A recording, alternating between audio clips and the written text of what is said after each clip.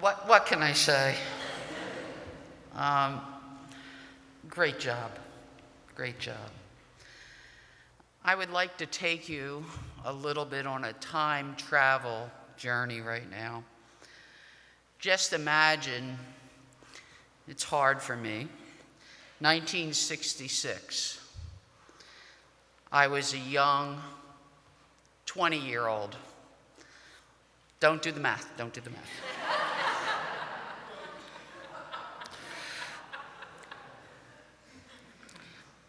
I was called a queer by a father of a friend that I had at college.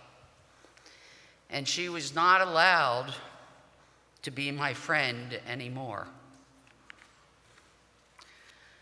Now, in this day and age, it's hard to believe that I did not know what the word queer meant.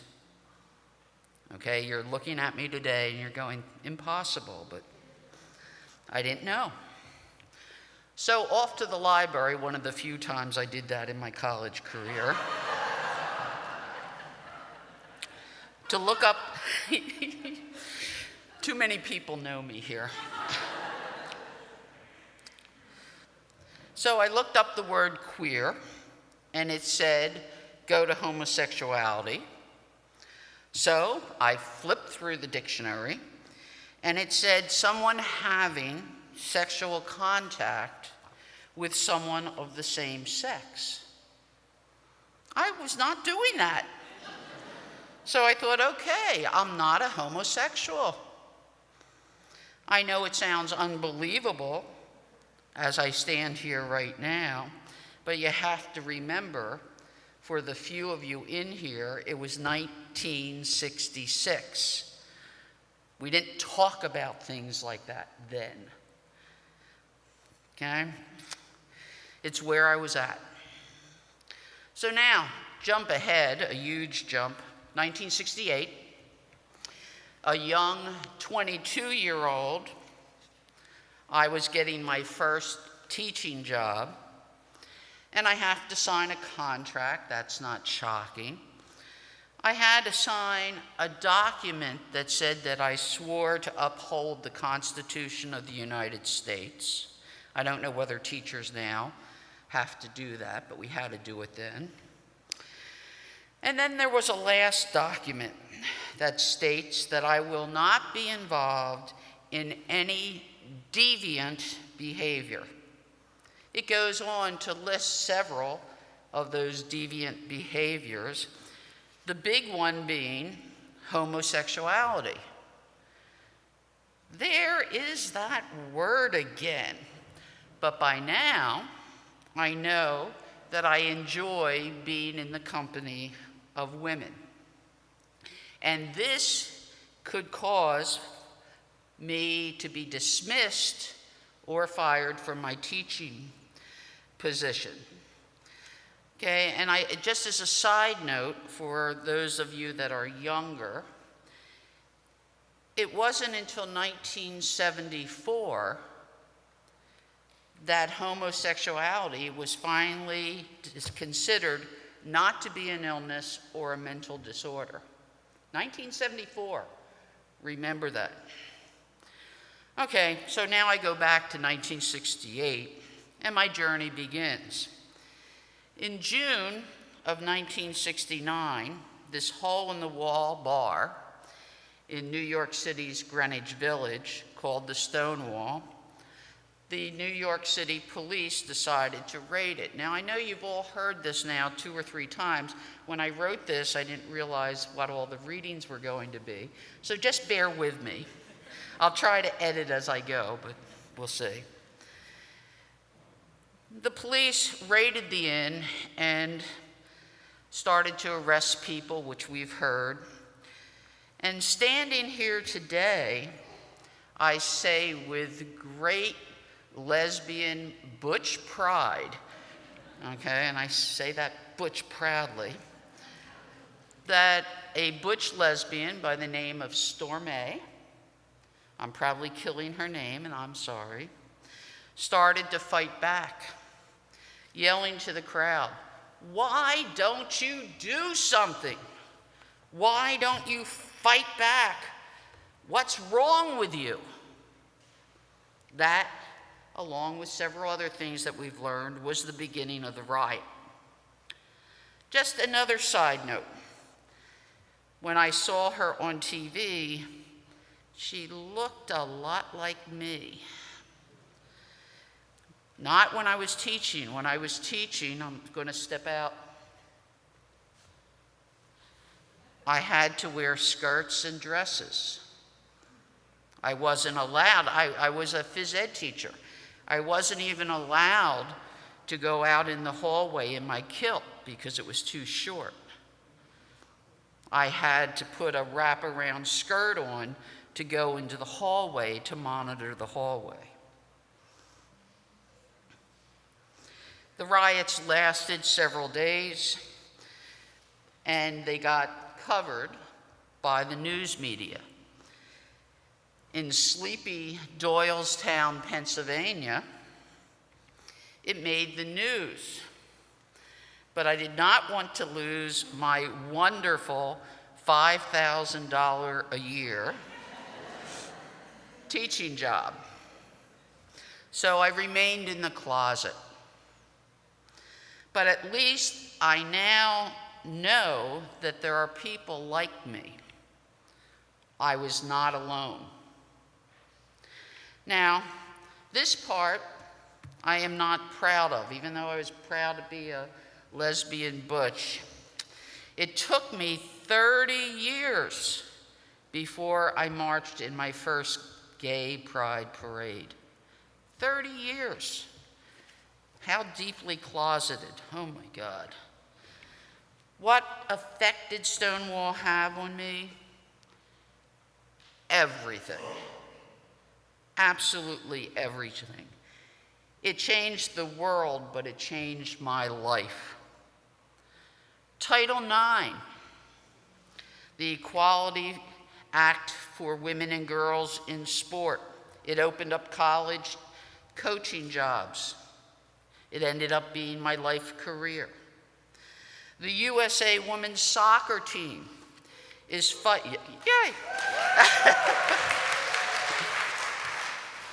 is fighting for equal pay. Yes. Equal pay. It's tied to Stonewall. Marriage rights tied to Stonewall. We have more to do. We have so much more to do. We have trans rights. We have adoption rights. We have immigration rights. We have prison rights. These are all things that just sitting quietly will not disappear. We have to act. Do I wish that I could be a young person today? Well, if we're get rid of the arthritis and stuff, I would say definitely yes. But you know, the life that I've had and the person that I am is tied to Stonewall. I want to close with a thank you to all you youths. In the late 90s, I moved to a new state, and a 20-year relationship was dissolving. In the beginning of 1999, I had a new doctor. In 1997, I had been diagnosed with a form of cancer. So I wanted to make sure that this new doctor knew about the stress that I was under with the dissolving of a relationship, which I couldn't talk about because I was still closeted, okay? So I went to her office, and I'm sitting on the examining table, and I was telling her about all that was happening in my life. You know, and she said, you know, she's writing on a piece of paper. I thought maybe it was going to be a prescription or something, but no, and she handed it to me. And she said, I think you should go to this church who has a woman minister who happens to be my partner. I'm sitting there going, oh my God! I have chills right now. Oh my God, She's telling me she's gay. Oh, I couldn't believe it. So I went to this radical church, a UU church, and sitting in front of me, by the way, I sat in the back pew. That's where I prefer, but you see that we sit in front now. No other comment necessary. There were two women sitting in front of me who became very good friends, but I didn't know them, and they put their arms around each other. I leaned back in my pew because coming from more of a fundamentalist church, I knew that lightning was going to come through the window and hit them, and I didn't want to get hit. 1999. In 3 months, I walked in my first gay pride parade down the streets of Worcester, Mass.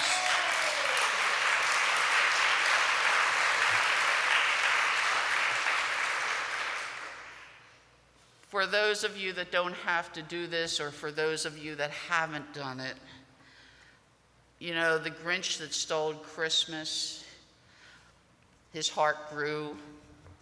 Honest to God, I became 10 feet tall. I mean, I was so proud. I was so proud. Why did I have that moment? It was because of Unitarian Universalists and the Stonewall riots.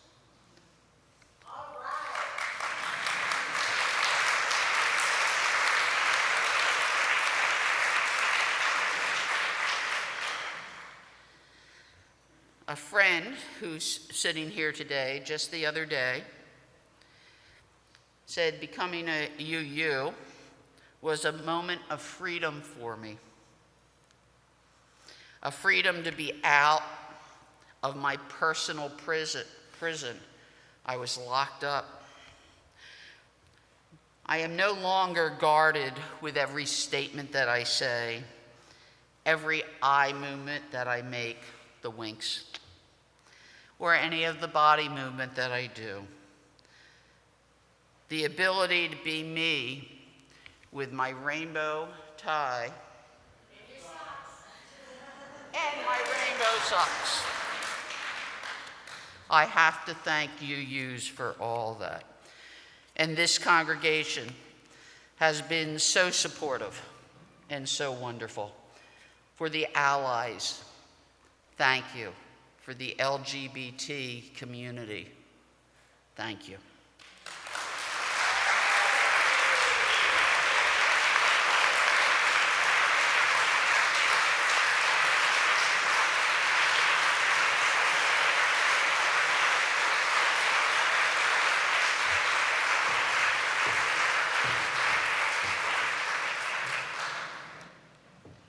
Now I have to follow that up.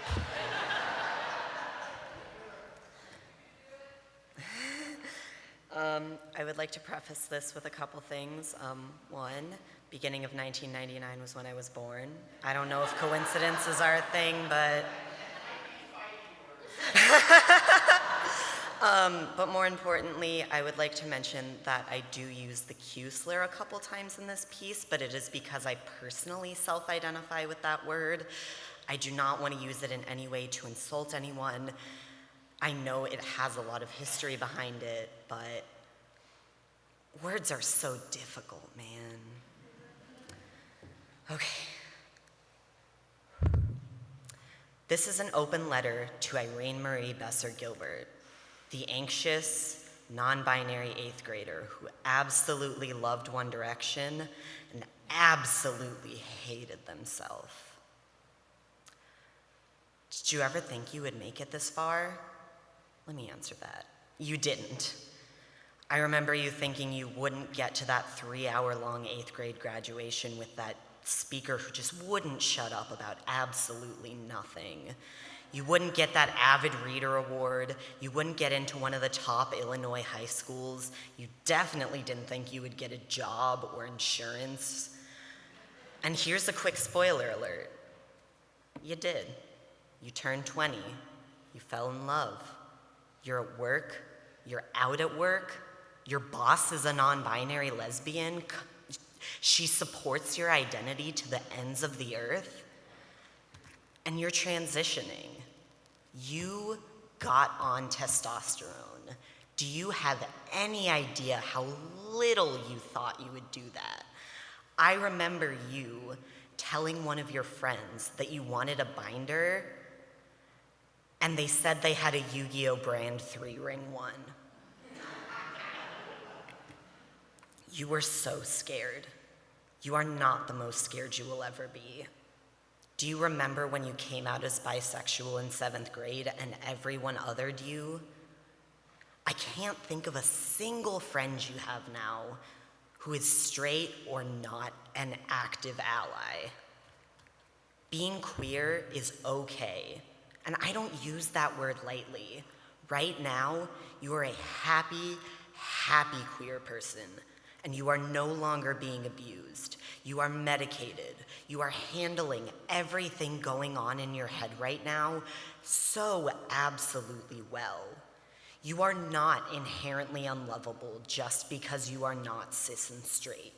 You are beautiful. You are loving. You are such a strong soul.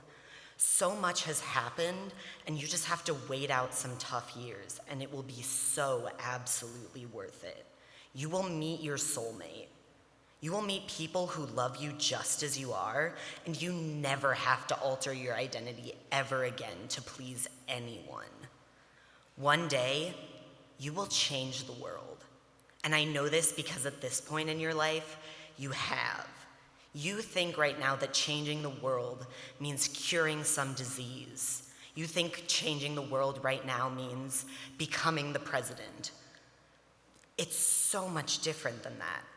Every day, you focus on doing one thing to either cheer yourself up or cheer someone else up. You have suffered so much for your identity, and now you are so focused on uplifting your own and everybody else's identity. Changing the world doesn't mean you have to save every human on Earth's life. You're changing the world itty bit by itty bit. And let me leave you with this. It's okay. It doesn't seem okay. Nothing seems okay. It seems like everyone wants to project on you, but you deserve so much better than that. There are people out there who think you are goddamn fantastic, just being yourself, just embracing yourself, and just being unapologetically you until the end. I love you. You don't love yourself right now, but I love you to hell and back. And we're gonna make it 5 years, 10 years, 15 years together, and more. Thank you for listening. Alex Besser-Gilbert, the 20 going on 200, non-binary, gay barista who loves himself, his past, his present, and his future. We got this.